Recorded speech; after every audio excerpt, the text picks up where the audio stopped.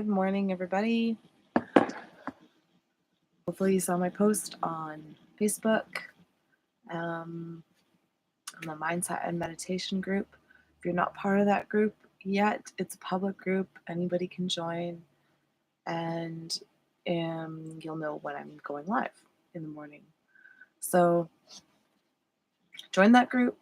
Hit the subscribe button down below so that I can keep doing this and making these videos. It just really helps me out to know that there's people that are listening that want to hear what I have to say.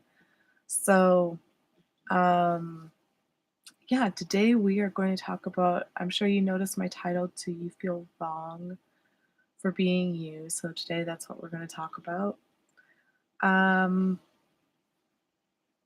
Some of us probably feel that way sometimes. To be honest, it's an uncomfortable topic for me to talk about because I'm one of those people that spends time thinking about how I feel right about myself or my situation.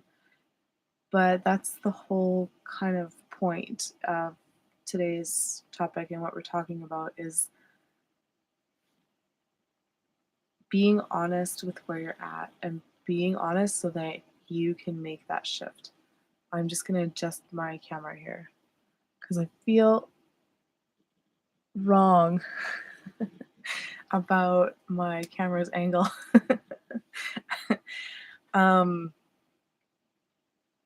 Yeah, so that you can make that shift. Do you feel like that sometimes? Do you feel like that all the time? It's really important to acknowledge it instead of saying things like, oh, it doesn't exist, or spending so much time creating scenarios and playing roles that we are not happy in, that don't fulfill us, that don't make us feel like ourselves. But in order to shift that, you have to come to the place where you are aware of that feeling so that you can shift it. So that's part of the tools that I want to talk about today. I'm just going to check my notes because I feel like early in the morning I get distracted a lot with my brain. Or there's just things that I'm uncomfortable saying because that's like I said, it's a hard topic. A lot of times when I bring up this topic with my friends or my family, people spend a lot of time denying that there's anything wrong. They will not admit that they're scared. They will not admit that there's something that they're not feeling right about. A lot of times we feel like if we just get that one thing right, if we just get this area of our lives figured out, if we just reach this next goal, if we just find this next one thing that will make us happy, that will make our whole lives right. If we just can get this one piece finally in place. But that's not how it works, and that's not actually true. That just leaves you feeling more empty, and it just leaves you feeling like you're chasing something that's not attainable. So, yes, let me just check my note. I have one little note today.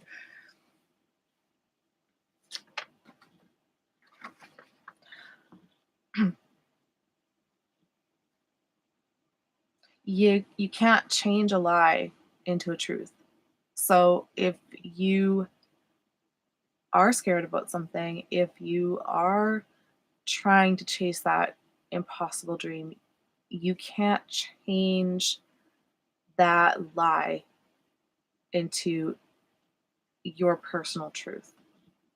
And You can do all of the meditation you want. You can do all of the positive thinking you want, but it doesn't change that underlying fear. You still, when you're alone, when you walk into a room and you're unsure about yourself because of the other people in the room, you still have the underlying fear. Am I good enough? Am I accepted? Am I, um, is being me okay? So you can't change a lie into a truth. So that's the first fundamental thing that we have to understand. And then the second is finding that place where you are fearful and acknowledging that it's there, that it exists. It's not a bad thing. It just means that you are you're searching for something more, for that more. But we have to shift the fear. So that's part of, well, I guess that's part of these videos. That is the work that I'm doing in these lives, is helping you guys try to find that place where you can make that shift and be honest with who you are and how you're feeling. Because if you can't make that shift, if you can't be honest about what's how you're really feeling, then you won't be able to find that place that you need to delete and destory. Um, okay, I'm going to move on. I feel like there's another thought that I wanted to express there, but I'm going to move on because I feel like I got my point across. The point is that there is a way to feel good about who you are and who you are being. And I guess maybe that's more to the point, is who are you being? How can you show up as just being you without any fear, without any judgment? And that's why I talk a lot about judgment, and that's why I talk a lot about how to shift that. Because as soon as you ask the question, so I don't know, imagine you show up somewhere and you're feeling really unsure about who you are in that situation in that moment. Um, so you try to control it. Try to control it with your thoughts. Try to control it with, positive thinking and positive meditations and, um, I don't know, mantras and all of those kinds of things. And positive thinking and changing your thoughts is not a bad thing. But if you haven't deleted and destoried the things that are keeping you stuck, then there's still that underlying fear and that connection between your head and your heart. So every time you have a thought, that creates a feeling. And that feeling is what is being emitted out into the universe, that vibration that you're vibing on, because the whole earth is built on vibrations. Um, there is an ancient text that says that the stars sing, and that um, the what else does it say? That the trees groan in all of creation. So the universe is a living, breathing thing, and it operates on vibrations. So when say, I am an amazing person. I love myself, which is great. That's awesome. But then, we walk into a situation that contradicts that. And what does that feel like? How does that feel? Um, all of a sudden, there's that little point of fear that starts to show up. And then you question whether you really do love yourself or not. So that's what we want to find that place. I mean, that's just one example. There's lots of other examples that all of us feel insecure about. And so if we can find that spot of what we feel insecure about, then we can start to become aware of that fear and change the energy, the emotional energy behind that fear.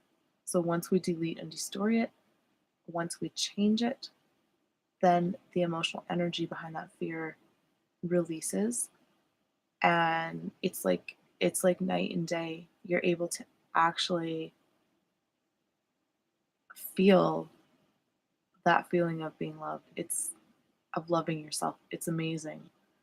It's so amazing to have freedom in that area. So that's what I want for all of you guys. That's why I show up every weekday morning,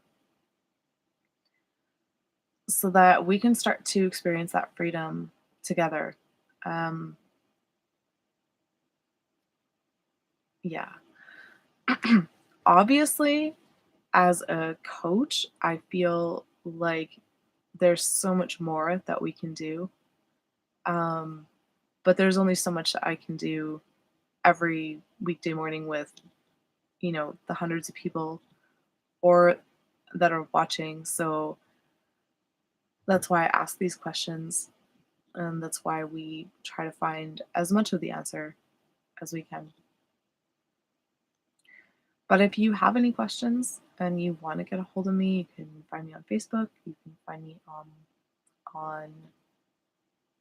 Instagram.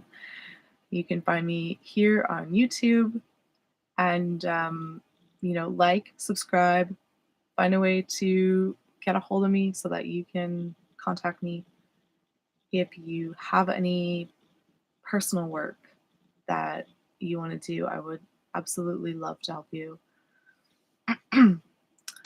um, yeah, so you can't change a lie into a truth. So you need to acknowledge the lie and then stop buying it. So that's part of I delete and destory, uncreate across all times, dimensions, spaces, and realities. Everywhere I bought and sold a lie. That's why we say that whatever lie it is you're believing.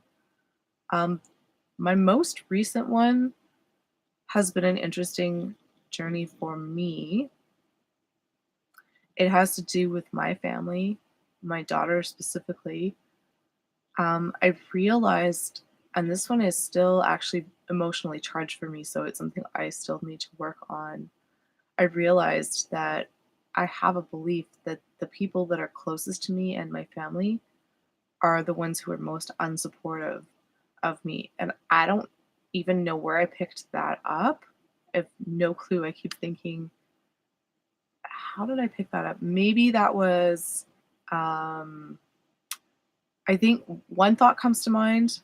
If you've ever been part of a church group or some sort of religious organization, um, I was when I was younger, and I used to hear the story about how Jesus was kicked out of his town for speaking truth because they didn't they didn't like to hear what he had to say. And for whatever reason, that just attached to me, and that became an emotional charge for me. And so I just got this idea that the people that are closest to me are the ones who are most unsupportive. And sometimes a lot of us feel that way. Sometimes our families are not super great at being supportive of us. But the truth is that as I've started to shift who I am, and started to shift my belief patterns. And I know I talked about this before with my sisters and my mom. That started to shift how they respond to me. And that's emotional. My mom is actually really, really super supportive now. I didn't feel that way about her before, but she is really, really supportive.